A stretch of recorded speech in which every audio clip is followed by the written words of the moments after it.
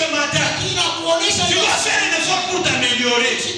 Parce que tu viendras un jugement par rapport à tes œuvres. Il ne faut pas disposer tout le monde autour de toi. Même dans la famille, on te connaît. Pourquoi on commence même à empêcher aux enfants de venir te côtoyer? Tellement que tu es compliqué, tu es problématique. Tes œuvres. C'est les thèmes sur lesquels je suis en train de parler. Ça reste la foi et les œuvres. C'est ça notre thème même d'aujourd'hui. Alors je voudrais qu'on lise Genèse le chapitre 6. Allons dans nos Bibles. Nous sommes dans le livre de Genèse. Le chapitre 6. On peut lire à partir du 8e verset jusqu'au 22e verset. Mais ici, je vais lire seulement le verset 22. Il est écrit ceci. C'est ce que fit Noé. Il exécuta tout ce que Dieu lui avait ordonné. Nous allons dans l'évangile de Matthieu.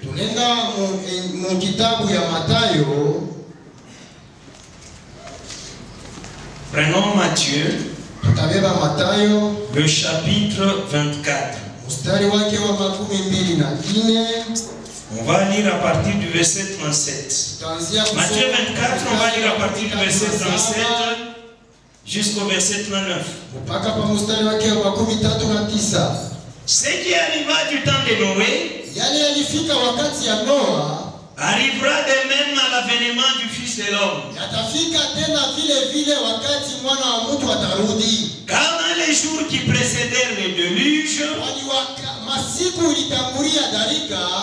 les hommes mangeaient et buvaient, se mariaient et mariaient leurs enfants, jusqu'au jour où Noé entra dans l'arche. Ils ne se doutèrent de rien, jusqu'à ce que le déluge vint, les emporta tous. Il en sera de même à l'avènement du Fils de l'homme. Il en sera de même à l'avènement du Fils de l'homme. Nous lisons Apocalypse. Le verset, le chapitre 20. Lisons de 12 à 13.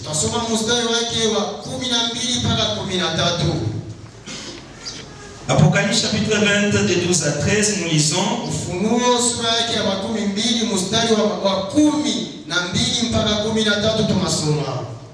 Et puis j'ai vu les morts, les grands et les petits qui se tenaient devant le trône. Des livres furent ouverts et un autre livre fut ouvert. C'est lui qui est le livre de vie. Et les morts furent jugés selon leurs œuvres. Et le mort fut jugé selon leurs œuvres, d'après ce qui était écrit dans ces livres. La mer rendit les morts qui étaient en elle, Hiyo bahari ikarudisha wafu walikuwa ndani yake. La mort et le séjour des morts rendirent les morts qui étaient en eux. Na kifo na masiku ya kifo ilirudisha pia wafu walikuwa ndani yake. Et chacun fut jugé selon ses œuvres. Na kila mtu akahukumiwa kufuatana na matendo lake. Bien-aimés dans le Seigneur, Wapendwa katika Bwana, la foi et les œuvres. imani na matendo. Après avoir lu ce texte, Kisha kuyasoma hiyo mausomi, je voudrais partager 3 ou 4 points. nilipenda kugawanya manukta 3 wala 4. Le premier point, je l'ai intitulé Les temps de Noé. Nukta ya kwanza niliyapanga kichwa ya maneno wakati wa Noa. Vous savez, bien-aimés dans le Seigneur, Unajua wapendwa katika Bwana, le temps de Noé, il a été trouvé qu'il était seul, qui était digne, qui marchait selon Dieu. wakati wa Noa alikuwa peke yake, alijikuta kama mwenye alikuwa anatembea ndani ya haki kufuatana na maagizo lake Mungu. Si vous lisez ce texte que nous avons lu en Genèse, Kama unayasoma hiyo maandiko tulisoma kitabu ya Mwanzo, la Bible nous dit que les gens s'étaient pervertis, Biblia inatuonyesha kusema watu waliharibika, la terre était corrompue dunia iliharibishwa devant Dieu. mbele yake Mungu. Et Dieu avait décidé de mettre fin à la terre au moyen de l'eau. Na Mungu alichukua mpango ya kuweka mwisho kwa maneno ya dunia kupitia maji. Mais parce que Noé était quelqu'un qui croyait en Dieu, Lakini vile Noa alikuwa mmoja wapo ya watu walikuwa na muamini qui avait Mungu, placé sa conviction en Dieu, alimtumainia Mungu, qui ne voulait pas agir comme les gens de son temps, kupenda kutenda kama watu wa wakati wake, Dieu va lui parler. Mungu akamsemezea. Il va lui demander de construire l'arche. Akamuomba ajenge hiyo safina. Et de cette façon-là, qu'il soit sauvé avec ceux-là qui pouvaient adhérer à son idée. Na kwa hiyo namna apate kuokolewa na wale walikubali kuitika mawazo yake. Alors les gens de ce moment-là, de cette époque, Watu wa hiyo wakati wa Noa ils ont vu un papa là. walimwona ni baba mwa fulani. Je ne sais pas si je dois actualiser. Sijui kama naweza kuyapeleka hiyo maneno leo. Probablement un papa qui travaillait au gouvernement, Huyo baba yeye anatumika muleta, qui ne voulait pas entrer dans les COP et dans des commissions comme toute autre personne. kupenda kujiingiza murushwa na maneno ya kata milomo. Un papa qui chaque fois devait aller travailler et rentrer s'occuper de sa famille. Na huyo baba kila mara aliweza kutoka kwenda kutumika na kuya kulea jamaa yake. Quelqu'un qui était sérieux, qui s'occupait de sa femme et de ses enfants correctement. Huyu mtu alikuwa na heshima, alikuwa analea mke wake na watoto yake kwa usawa. Il avait une attitude pieuse, une vie de chrétien, de prière. Alikuwa na maisha ya usawa na maisha ya maombi. Il va se lever. Akasimama, Il dit, anasema, écoutez, sikieni, le mal que vous êtes en train de faire là, hivi kibaya mko nafanya, Dieu va vous détruire, il va détruire toutes choses. Mungu atawaharibu na ataharibu maneno yote. Il faudrait changer. Inabidi mubadilike. Il y aura une forte pluie qui va tout abîmer. Kutakuwa mvua kubwa itaharibu maneno yote. Je vous demande, Ninawaomba, venons, faisons l'arche. karibieni tuutunge hiyo safina. Parce que nous voulons être sauvés de cette pluie-là. Kwani tunapenda kuokolewa kupitia hiyo mvua. Comme ça, nous n'allons pas périr avec tous ceux qui sont en train de faire le mal. Na hivyo hatutapotea na wale wanakuwa wanatenda mabaya. Les gens vont regarder. Watu wakamtazama, Se sont dit peut-être qu'il a pris un verre de trop. mtu ashakulewa au Qu'est-ce qui lui prend? ni kitu gani kinamkaba? Avec ses cheveux blancs là, Na hii manywele yake mweupe il vient nous raconter ses anakuwa bêtises. kutufasiria vitu vya ovyo. Dans le ciel là, est-ce que vous voyez qu'il y a des nuages de pluie? Kumbingu kule sike mnaona mawingu kisha kufunga ya mvua. D'ailleurs, c'est la saison sèche. Inakuwa ni mkipwa. Comment est-ce que la pluie va venir? Namna gani tu mvua itanyesha? Ce papa, il commence à déchanter. Huyu baba huyu mkichwa yake amwendeke. On ne va pas croire à ce qu'il dit. Hatutaamini kwa vile kunasema. Alors, il a commencé à soustraire de l'argent qu'il devait nourrir sa famille pour trouver des poutres, pour trouver des histoires, et il a commencé à faire l'âge. Anaanza kutosha fedha alipasha kulea nao jamaa yake, anaanza kuuza mbao, anauza hivyo juu ya kujenga hiyo safina. Pour Dieu, Kwa Mungu on peut même sacrifier sa famille. unaweza kutolea hata za jamaa yako. On peut même faire souffrir les gens avec qui on vit afin d'accomplir la volonté de Dieu. Unaweza hata watu wale wanakuja naishi nao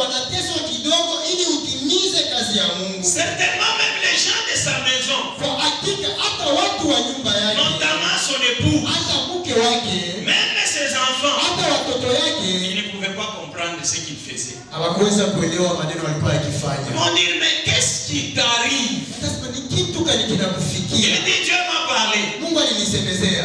Et on pouvait lui répondre Aliweza hata kumjibia comme beaucoup répondent. kama wengi wanakalaka wako na jibu. Wewe na wewe Mungu wako Toi wewe. avec ton Dieu là. Unaanza kutulaisha na njala. Maintenant nous sommes en train de passer tout Wewe na wewe Mungu wako Toi wewe. avec ton Dieu là.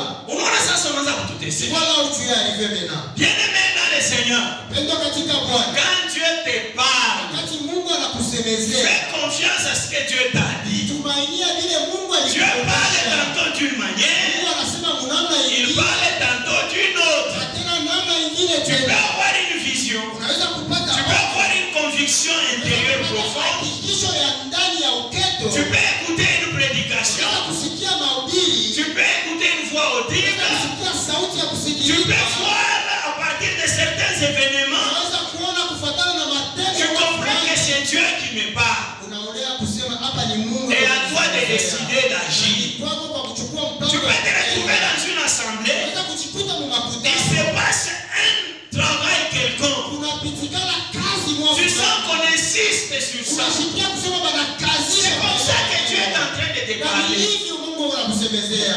Mais tu peux avoir même l'opposition dans ta propre maison. Unaweza kupata hata upinzani ndani ya nyumba yako. On a dit Noé, il y a quelque chose qui ne va pas. Noe kuko kitu kimwake. Dans certaines familles, les gens ont parfois l'habitude même de se réunir pour traiter des questions comme ça. Majamaa ingine watu wanakusanyika juu ya kusemezea kwa hiyo maneno. Je m'imagine, Nafikiria c'est pas écrit dans la Bible, ayandikia que mkibiblia. les gens de sa famille, Watu wa mjamaa yake ils ont convoqué un conseil de famille. walitunga hata shauri ya jamaa. Bantu kumkweme tusumbulie mambo ya baba no.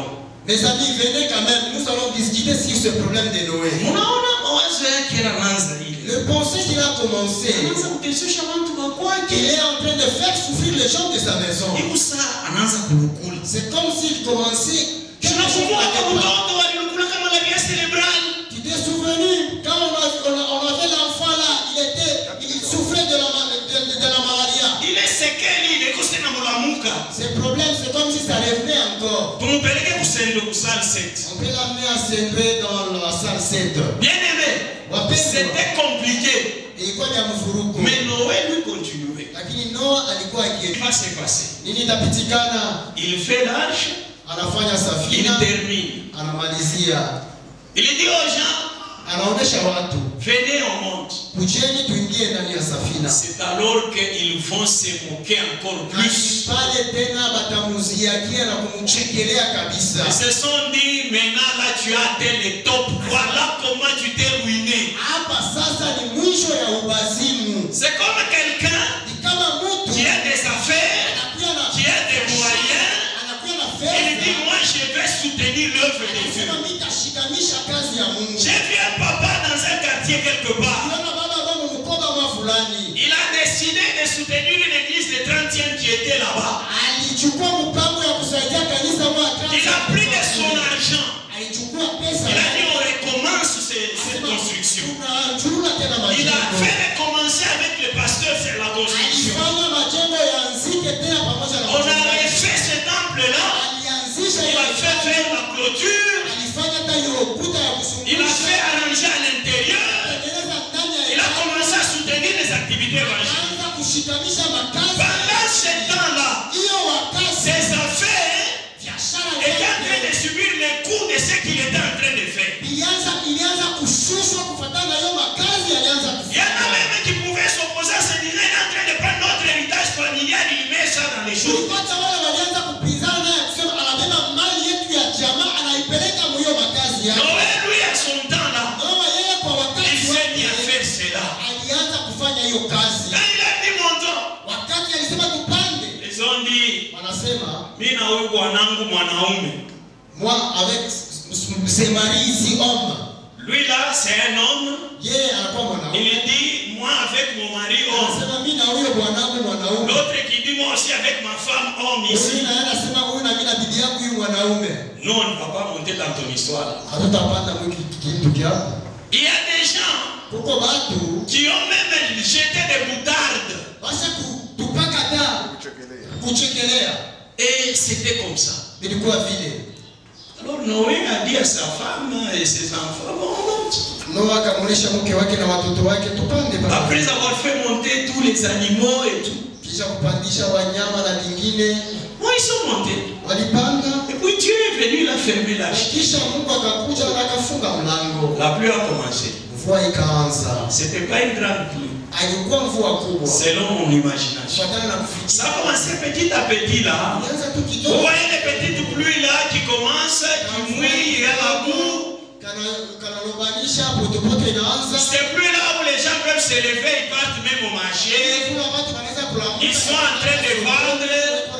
Et les clients peuvent venir dans la pluie pour chercher les légumes et tout le reste. C'était ce genre de pluie là. Mais le problème c'est que ça ne s'arrêtait pas. Et ça continuait comme ça.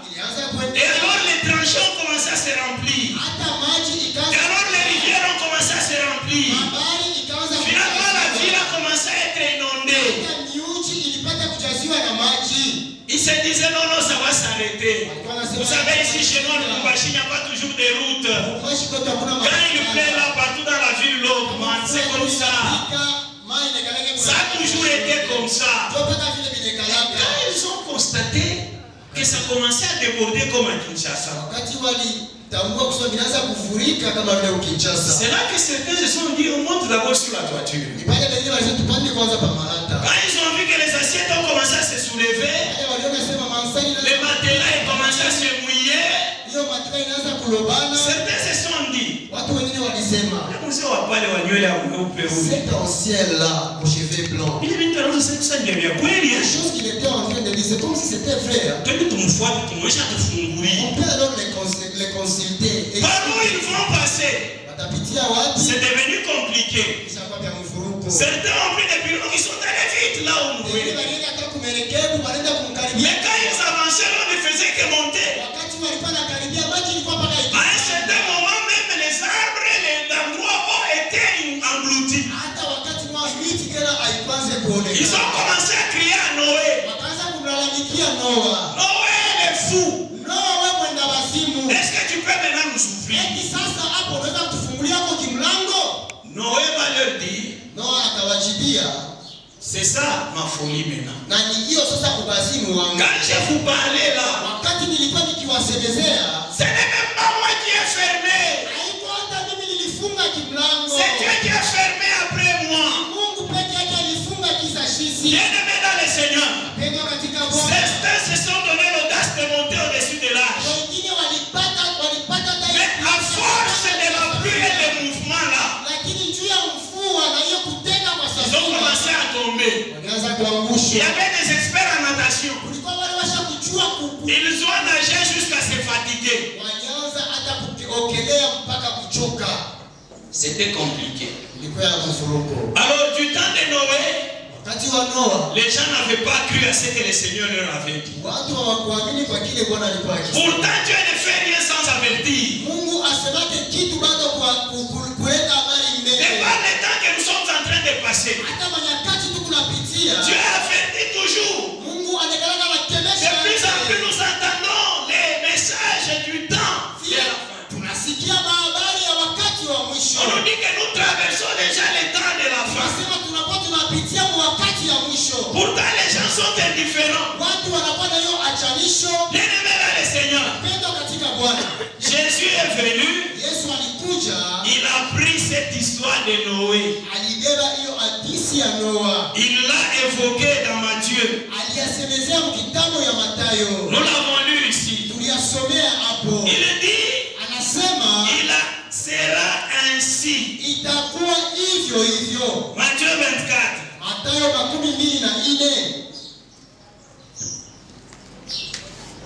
Matthieu 24.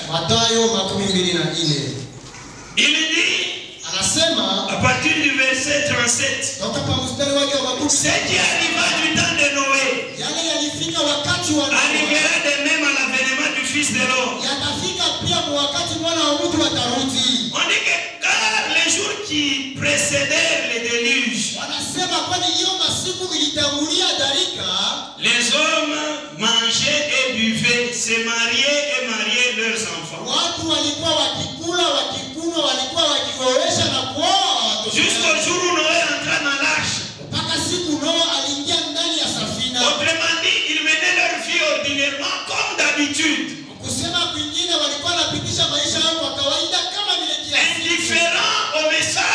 qui leur était annoncé. Bila usikilivu ya hiyo mjumbe waliwapelekea. On dit qu'au retour de Christ, ce sera la même chose. Wanatuonyesha hata kurudi kwa Kristo itakuwa vile vile. Nous allons continuer à mener notre vie comme nous la menons toujours. Tutaanza kuendelea kuishi kama vile tunaishi. Le vendredi, nous avons mariage civil.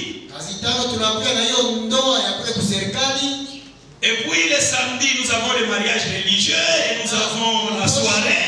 Tunakuwa na hiyo ndoa ya ndani ya kanisa, tunaenda kukaramu. Nous marions nos enfants. Tunaoesha watoto wetu. Nous qui ne sommes pas encore mariés, nous nous marions. Sisi bado hatuyaoa, tunaingia ndani ya ndoa. Nous continuons à chercher du travail. Tunaendelea kutafuta makazi. Nous en trouvons, nous commençons à travailler. Tunayapata, tunaanza kutumika. Donc nous serons en train de vivre comme nous vivons toujours. Tunaanza kuishi kama vile tunakuwa tunaishi leo. C'est ce qui s'est passé au temps de Noé, les gens continuent à vivre. Kilipitikana wakati ya Noa, watu waliendelea kuishi. Dans le verset 39, on dit ils ne se doutèrent de rien. Mstari wake wa 39 wanasemezea hawakushakia kitu. C'est comme maintenant là, les gens ne se doutent de rien. Ni kama leo watu hawashakie kitu. Les gens se battent pour avoir un poste, pour entrer quelque part, pour faire ceci et cela. Mais la parole de Dieu nous dit que Jésus revient bientôt. Il y en a même qui se moquent de cette parole. Nous serons surpris. Et il va arriver. Ceux qui seront éveillés, qui seront en train de veiller, qui seront prêts, ils vont partir avec eux. Amen. Est-ce qu'on peut acclamer les Seigneurs? Moi, je voudrais bien aimer dans les Seigneurs que nous soyons cette assemblée qui ne sera pas surprise de l'arrivée du Fils de l'homme et qui sera toujours en train de veiller et qui va partir avec lui. Parce que la parole de Dieu nous dit, de la même manière qu'il est parti, c'est comme ça qu'il reviendra. Et tout il le verra. À la différence de quand il était parti, il quittait la terre et les gens étaient en train de le voir. Mais cette fois-là, quand il reviendra, il ne va plus toucher les choses. Il va s'arrêter sur la nuée. Ceux-là qui avaient veillé, ce sont ceux-là qui vont aller les rejoindre là. Et cette assemblée va aller le rejoindre. Que tu ne puisses pas rater. Seigneur, Jésus nous a alertés. Et il nous a dit de veiller, de prier, d'être prêts. Vous savez, ceci s'adresse aux enfants de Dieu. Les enfants de Dieu, ce sont ceux-là qui ont accepté Jésus-Christ comme leur Seigneur et leur Sauveur personnel.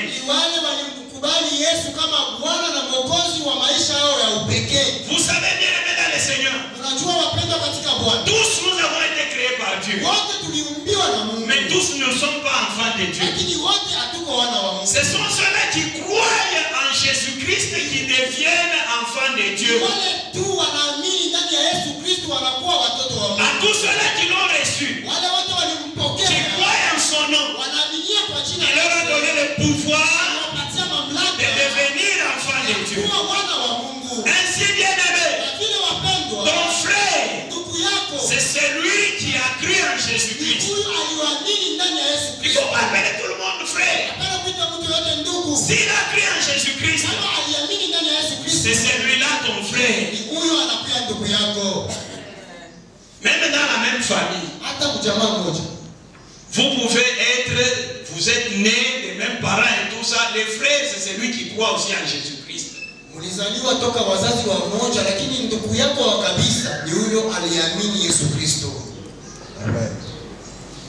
Alors, ça c'était le premier point. Hiyo ni kile nukta ya kwanza que je voulais aborder ce matin. niliweza kuyasemezea asubuhi ya leo. Je voudrais prendre le deuxième point. Niliweza tena kuchukua nukta yake ya pili, les œuvres, matendo, l'accompagnement par nos œuvres. kusindikizwa na matendo yetu.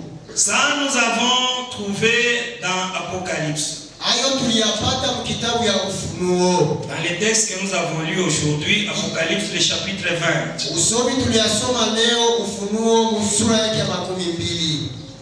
Parce qu'il ne suffit pas seulement de croire en Jésus-Christ. Kwani haitoshe tu kuamini ndani ya Yesu Kristo. Quand vous croyez en Jésus-Christ, vous avez fait le premier pas.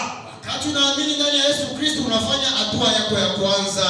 Regardez dans Apocalypse le chapitre 20, les versets 12 et 13. Angalieni Ufunuo sura yake wa 12 mstari wake wa 12 mpaka 13. Jean se trouve dans l'île de Patmos. Yohane akajikuta mkisanga cha Patmos. Il a des visions. Anapata onyo. Qu'est-ce qu'il voit à cette étape? Anaona nini kwa hiyo kipimo? Les morts, Anaona wafu, les grands et les petits, wakubwa na wadogo. c'est-à-dire toute catégorie d'âge. Ni kusema aina yote ya kipimo wala ya miaka. Ils se tenaient devant les trônes. Walisimama mbele ya enzi. Ça signifie qu'il y aura un jour où Dieu va juger. Inamaanisha kutakuwa siku ile Mungu atahukumu. Ce jour-là, tout le monde se tiendra devant lui. Na hiyo siku kila mtu atajikuta mbele yake. Il est dit des livres furent ouverts. Anasema vitabu vilikuwa wazi. Et un autre livre fut ouvert. Na kitabu kingine kimoja kitafunguliwa pia. Les autres livres là, on ne les détaille pas dans ces passages. Hiyo vitabu vingine abadifasirie kwa hiyo usomi. On parle seulement, on dit celui, les livres des vies. Lakini wanasemezea vizuri hiyo kitabu ya uzima. Mais les autres livres qui étaient ouverts, Lakini hiyo vitabu vingine vilikuwa wazi. nous pouvons interpréter, comprendre que ce sont les livres de souvenirs. Tunaweza kuyafikiria kusema ilikuwa ni vitabu vya ukumbusho. Les livres où on note tout ce que nous sommes en train de poser comme acte. Vitabu vile banaandika yote tunafanya kama matendo. Parce que la suite on dit les morts furent jugés selon leurs œuvres. Kwani inafuata wanasema wafu walihukumiwa kufuatana na matendo yao. Selon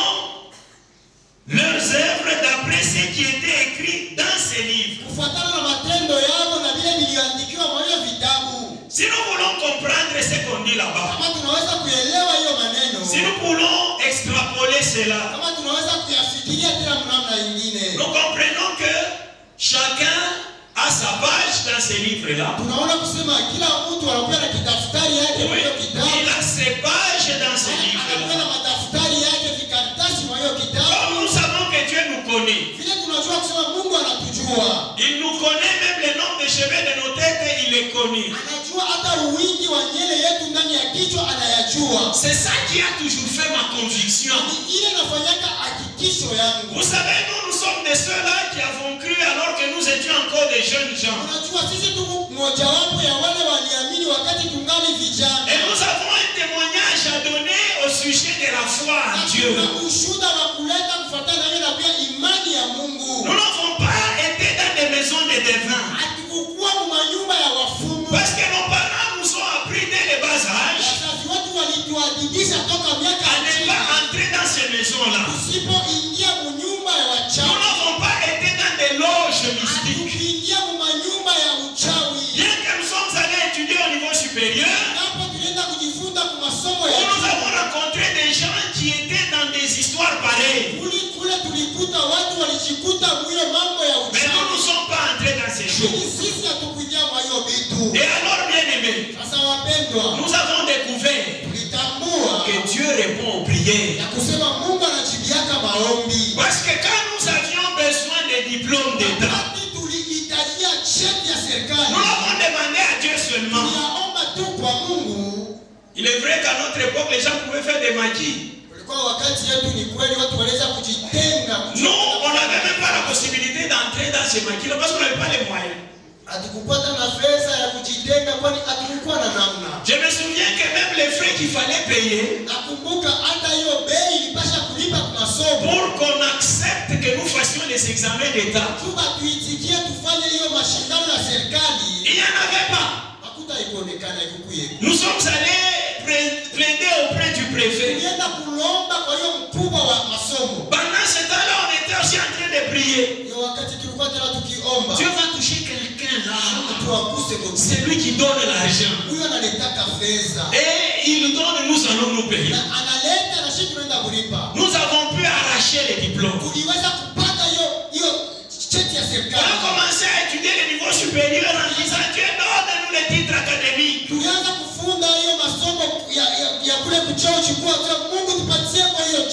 nous a donné les titres académiques. Alors que nous étions encore en train d'étudier, Dieu nous donne déjà de travailler. Nous commençons à accumuler travailleurs et étudiants. Quand est arrivé le moment où il fallait se marier, alors que nous ne réunissions pas tous les moyens, nous avons commencé à prier Dieu. Donne-nous les moyens pour que nous puissions. Donne-nous une bonne femme avec qui nous pouvons rester. Dieu nous a accompagnés, il a fait réussir ce projet. Alors que nous venions de nous marier avec un emploi qui n'avait pas beaucoup de moyens, nous avons commencé à dire à Dieu, nous devons quand même rouler carrosse aussi. Donnez-nous un véhicule. Donnez-nous un véhicule. Dieu nous a donné les véhicules alors que nous n'avions même pas encore de maison. Bien aimé dans le Seigneur, je suis en train de dire ces choses pour dire à quelqu'un que ta foi en Dieu ne se limite pas seulement aux objets matériels. Dieu est capable de te donner ce que tu es en train de chercher. Toi, tu n'as qu'à les prier. Il les fera. Dans ces étapes que je suis en train d'énumérer là, tu peux être dans une de ces étapes-là. Je t'informe que Dieu le fera pour toi. On a fait un mariage là qui était différent des mariages qui s'est fait au village. Là on allait, on prend entre la moulette à 12 ans, on traverse les rivières, on traverse pour la main. On est entré aussi dans une salle, après l'église, on a venu. Mais quand vous regardez les moyens, on n'en avait pas. Et après, on a dit non. Seigneur, il nous faut habiter quelque part. Donne-nous notre propre maison. Et Dieu nous a donné notre propre maison. Dieu est capable de répondre aux prières et d'agir. Mais ce n'était pas ça l'objectif. Je voudrais que vous compreniez ceci. Dans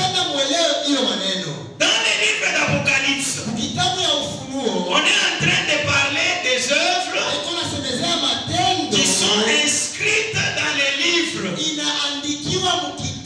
Ça signifie que c'est compose comme acte.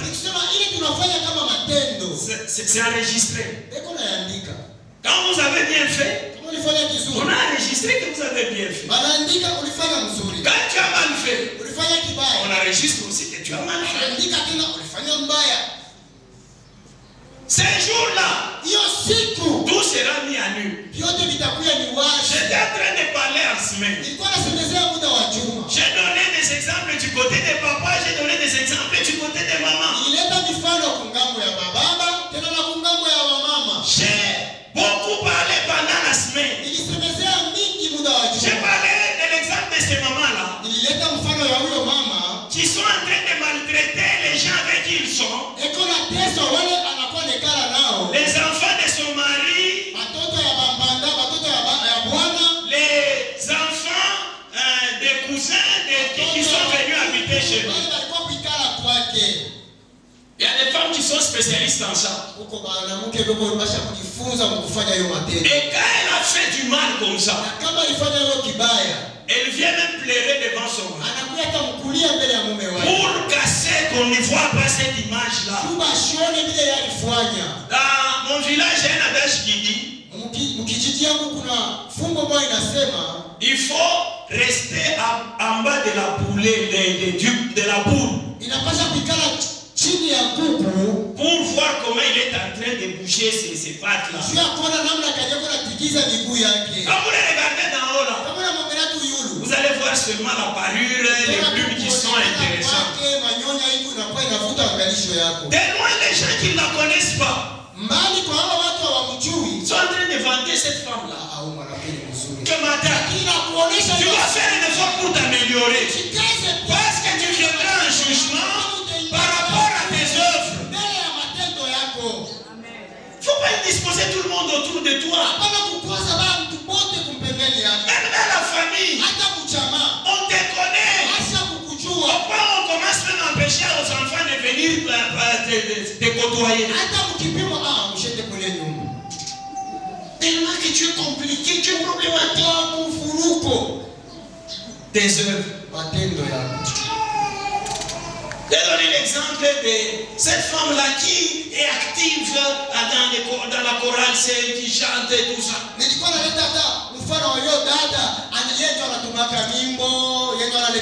Osez seulement aller avec elle en retraite. Passez seulement avec elle 2 jours, 3 jours. Vous risquez de fuir même la chorale. Une personne compliquée. Les œuvres des gens se font voir quand on a certaines activités en commun, quand on a des activités comme des retraites, des prières ou encore on doit organiser, je ne sais pas, des préparations pour une manifestation quelconque.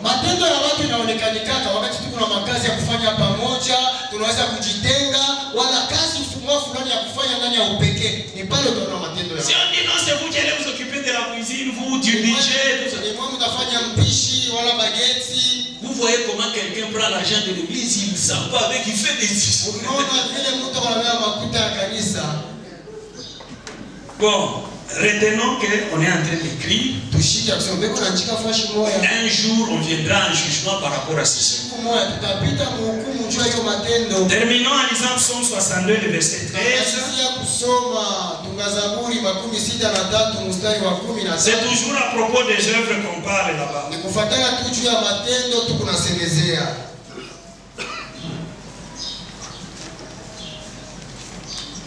À toi aussi, Seigneur, la bonté. Car tu rends à chacun selon ses œuvres. C'est ça mon dernier point. La rétribution de Dieu par rapport aux œuvres posées. La rétribution de Dieu par rapport aux œuvres posées. Nous trouvons que la parole de Dieu nous encourage à poser des bonnes œuvres. Parce que Dieu va rétribuer. Il rendra à chacun. Nous avons lu dans Galates, dans le chapitre 6, qu'on ne se moque pas de Dieu. C'est que l'homme aura semé, il le moissonnera. Aujourd'hui, je voudrais parler de manière positive. Si au courant de la semaine, j'ai évoqué le fait que quand on sème les mains, ces mains vont vous poursuivre. Ici, je voudrais parler plutôt que quand on sème les biens, combien ces biens vont vous poursuivre. Tu gardes les gens. Garde-les bien. Sois positif. Même s'ils t'ont fait du mal, c'est lui qui garde les gens. Il doit avoir un grand cœur. Parce que Dieu lui-même, il a vu que le cœur de l'homme, il est tortueux. L'homme a un cœur tortueux. Maintenant, si toi tu te dis, les gens viennent chez toi. Vous savez, surtout ici chez nous en Afrique, quand tu commences à voir un peu là, tu deviens ce que les gens les convoyeurs disent. Unakuwa kama vile hawa wa convoyeur wanasemaka. Waka moyen. Batu beko na quelque chose. Wabilato. Si tu commences à être wabilato. Si tu commences à être waka moyen. Avec quelque chose. Les gens viendront chez toi. Watu watakuja kwa kusababiki. Il y en a qui vont commencer même à passer nuit ensemble. La journée c'est le salon, la nuit ça devient une chambre à coucher. Alors